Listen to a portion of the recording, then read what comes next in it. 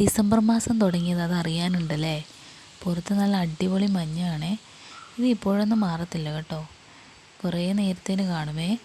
പുറത്ത് നല്ല തണുപ്പുമാണ് കേട്ടോ. പുറത്ത് മാത്രമല്ല, അകത്തും നല്ല അടിപൊളി തണുപ്പാണേ. മൂടി പുതച്ച് കിടന്നുറങ്ങാൻ സൂപ്പർ ക്ലൈമറ്റാണ് കേട്ടോ ഇപ്പോൾ.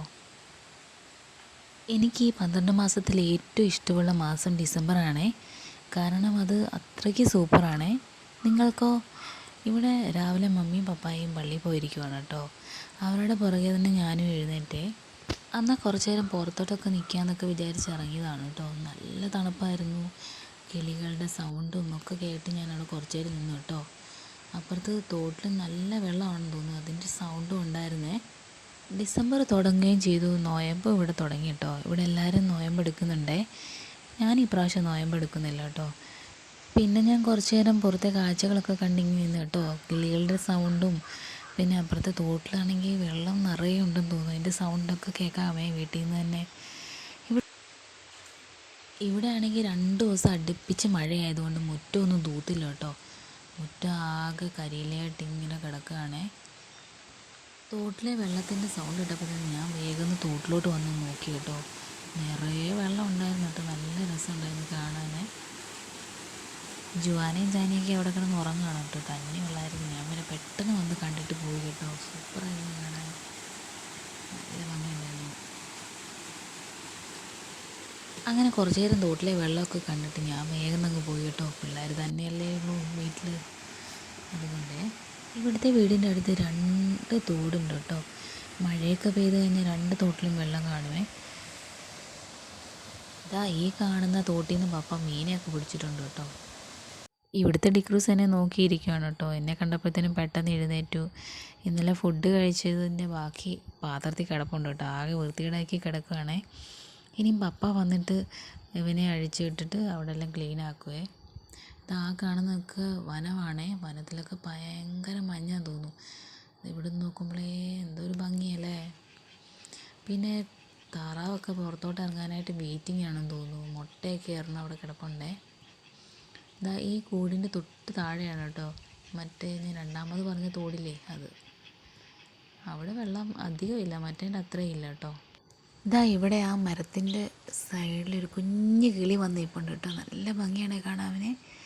ചെറിയൊരു കിളിയാണ് കേട്ടോ. ഞാനിപ്പോൾ അവിടെ ചെന്ന് നോക്കിയാൽ അത് പറന്നു പോകും. നല്ല രസമുണ്ടായിരുന്നു അതിൻ്റെ കാണാനും അതിൻ്റെ സൗണ്ട് കേൾക്കാനുമേ. അങ്ങനെ മമ്മിയൊക്കെ പള്ളിയിൽ പോയിട്ട് വന്നു. അപ്പോൾ രാവിലെ ബ്രേക്ക്ഫാസ്റ്റിന് ചേനയാണ്. തലേ ദിവസമേ വൈകുന്നേരമേ പപ്പ ചേനയൊക്കെ പറിച്ച് ഇവിടെ വെച്ചിട്ടുണ്ടായിരുന്നു കേട്ടോ. പിന്നെ ഞാനും പപ്പായും ജുവാനയും ജാനിയും എല്ലാവരും കൂടെ പെട്ടെന്ന് പാല് മേടിക്കാൻ പോയി. പാല് മേടിച്ചിട്ട് വന്നു, ചായയൊക്കെ ഉണ്ടാക്കി. അങ്ങനെ ഞാൻ ചായയും റസ്ക്കും കൂടി കഴിക്കുവാണേ. ജാനിക്ക് പാല് കൊടുത്തായിരുന്നു. അവരെ മമ്മി നോക്കിക്കൊണ്ടിരിക്കട്ടോ. ആ സമയത്താണ് ഞാൻ ചായ കുടിക്കാൻ വേണ്ടി വന്നത്. ഇവിടെ അടുപ്പത്ത് ചേന ഇങ്ങനെ വെന്തുകൊണ്ടിരിക്കുകയാണ് കേട്ടോ. എന്താണെന്നറിയില്ല, ഈ പ്രാവശ്യത്തെ ചേന പെട്ടെന്ന് തന്നെ വെന്തേ. വിറകടുപ്പിൽ വെക്കുമ്പോൾ ഒരു പ്രത്യേക ടേസ്റ്റാണല്ലേ. പണ്ട് കാലത്ത് വിറക് അടുപ്പല്ലേ ഉള്ളായിരുന്നുള്ളൂ. ഇതിൻ്റെ ഇടയ്ക്ക് ജാനി ഇറങ്ങിയിട്ടുണ്ട് കേട്ടോ. അവൾ അടുക്കളയിൽ നിന്ന് എന്തൊക്കെയോ വാരിയെടുത്ത് ഇങ്ങനെ പൊക്കിക്കൊണ്ട് നടക്കുകയാണേ. അതെന്തോ കുറേ കയ്യറകളൊക്കെയാണ് തോന്നുന്നു. അരിയുമ്പോൾ നമ്മൾ വിരളെ വെക്കൂലേ ആ സാധനം, അതുകൊണ്ട് ഇങ്ങനെ നടക്കുകയാണ് കേട്ടോ. അങ്ങനെ ചേനയൊക്കെ വെന്തു മമ്മി വെള്ളമൊക്കെ ഊറ്റി അടുപ്പിൻ്റെ സൈഡിൽ തന്നെ വെച്ചിട്ടുണ്ട്. അപ്പോൾ ആ ചൂട് കൊണ്ട് ഇതിൻ്റെ ചൂട് പോകാതെ ഇങ്ങനെ ഇരുന്നോളും.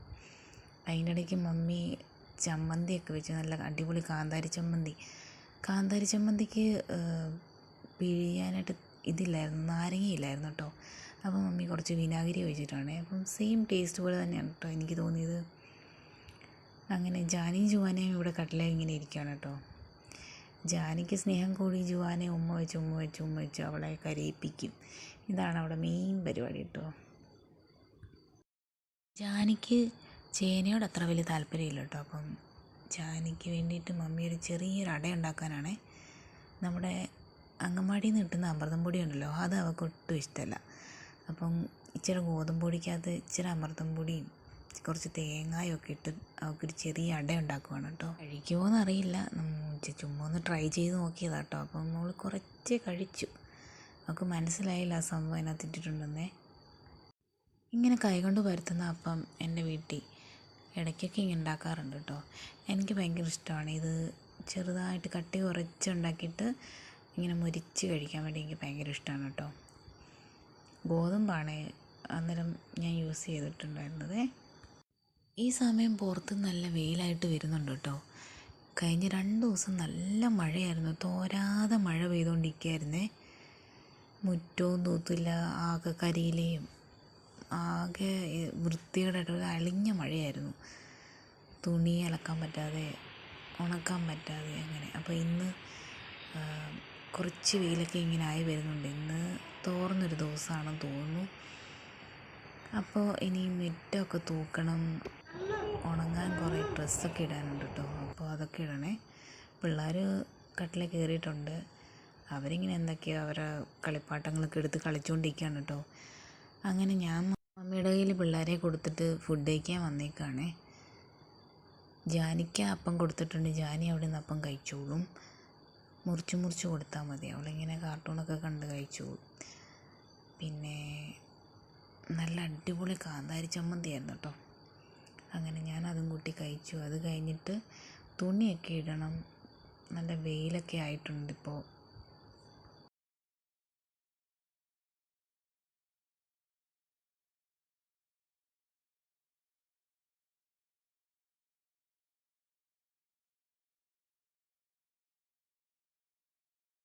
അങ്ങനെ നല്ല വെയിലായിരുന്നേ. അങ്ങനെ ഡ്രസ്സൊക്കെ ഞാൻ തിരിച്ചും മറിച്ചൊക്കെ ഇട്ട് നല്ലപോലെ ഉണക്കി. ഈ വട്ടം ജുവാനയൊക്കെ എടുത്തുകൊണ്ടാണ് പോയിട്ടോ. എത്ര നേരം വരയ്ക്കാത്ത ഇങ്ങനെ ഇരിക്കുക. അങ്ങനെ ജുവാനയെ കൊണ്ട് കുറച്ച് നേരം അത് വഴിയൊക്കെ ഇങ്ങനെ നടന്നേ. മമ്മി അടുക്കളയിൽ ഉച്ചയ്ക്കത്തേനുള്ള കറികളൊക്കെ വെക്കുന്നതിൻ്റെ തിരക്കിലാണ് കേട്ടോ. ഉരുളക്കിഴങ്ങ് മെഴുക്കുവരട്ടിയും ഇന്നലത്തെ ഇടിച്ചക്ക തോരനും മീൻ വറുത്തതും ഒക്കെ ആയിരുന്നു ഇന്നത്തെ കറി. മോര് കറിയും ഉണ്ടായിരുന്നു കേട്ടോ. അങ്ങനെ ഞങ്ങൾ ഫുഡൊക്കെ കഴിച്ചു.